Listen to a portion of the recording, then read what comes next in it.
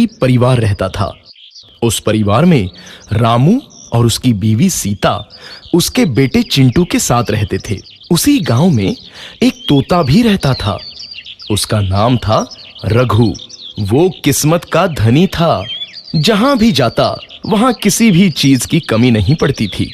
एक दिन रघु उड़ते उड़ते उस गरीब परिवार के घर गया। रघु सोचता है, अरे वाह, लगता है यहाँ आज बहुत अच्छा खाना मिलेगा। मैं पेट भर के खाऊंगा। वो एक कटोरी में रखे अमरूद देखता है। अरे वाह, अमरूद, मुझे तो ये बहुत पसंद है। मैं तो इसे पेट भर के खाऊंगा। रघु तोता अमरूद खाने ही लगता है। तभी सीता रघु को अमरूद खाते देखती है तो गुस्सा हो जाती है और उसे वहां से भगा देती है। भाग यहाँ से, न जाने कहां से आ जाते हैं।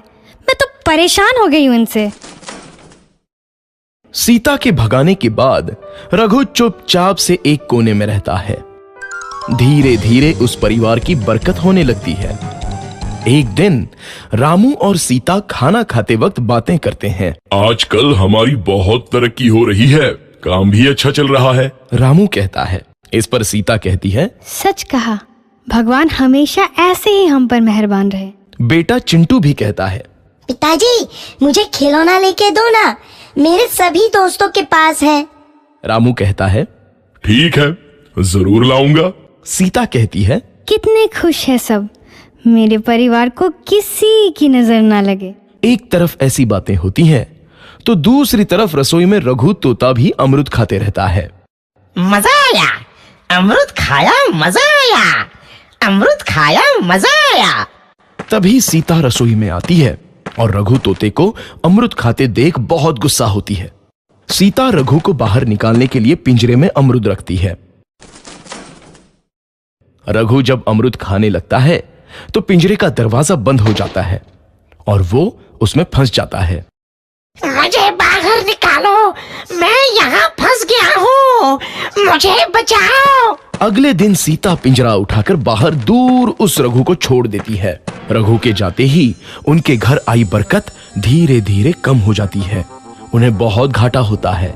सीता कहती है, ये क्या हो रहा है, अचानक इतना कैसे बदल गया? अभी तक तो सब कुछ अच्छा चल रहा था। रामू कहता है, लगता है भगवान हम पर रूठ गए हैं। चिंटू भी कहता है, लगता है अब मुझे खिलौने भी नहीं मिलेंगे।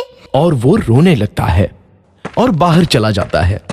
कुछ दिन बाद रघु तोता फिर से उस घर में आता है। वापस आया, मैं वापस आया, अब मैं जमकर अमरूद खाऊंगा। रघु सीधा रसोई घर में चला जाता है और अमरूद खाने लगता है।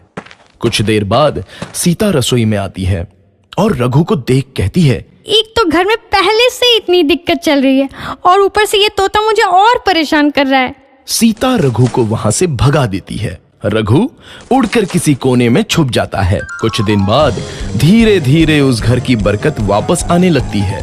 काम भी अच्छे से चलने लगता है। एक रात जब रघु तोता अमरूद खाने जाता है तो पिंजरे में फंस जाता है। ये लोग आखिर चाहते क्या हैं? एक तोते को शांति से अमरूद खाने क्यों नहीं देते? मैं कौन सा चोरी कर रहा हूँ? बस अमरूद ही तो खा रहा हूँ।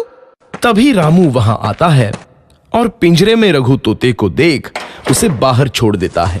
ये तोता भी कितना जिद्दी है, बार बार वापस आ जाता है। जैसे ही रामू रघु को छोड़ देता है, अगले दिन से फिर से उनके घर की बरकत जाने लगती है। काम में घाटा होता है। किसी को समझ नहीं आ रहा था कि ऐसा क्यों हो रहा है। रघु तोता घर आता है तो अचानक बरकत आती है और जब रघु तोता को बाहर निकालते हैं तो बरकत चली जाती है। एक दिन सीता रघु तोते के घर आने और बाहर जाने की स्थिति पर नजर रखती है। ये तोता जब भी घर आता है तो घर में बरकत आती है और जैसे ही ये घर से बाहर जाता है तो उसी के साथ बरकत भी चली जाती है। कहीं ये जादुई तोता तो नहीं है? अगली बार जब ये तोता घर आएगा तो मैं इसे कहीं नहीं जाने दूंगी। सीता रघु का बहुत इंतजार करती है, लेकिन रघु तोता दोबारा उस घर में कभी नहीं आता। जादुई तोता। एक छोटे से गांव में एक गरीब परिवार रहता था। उस परिवार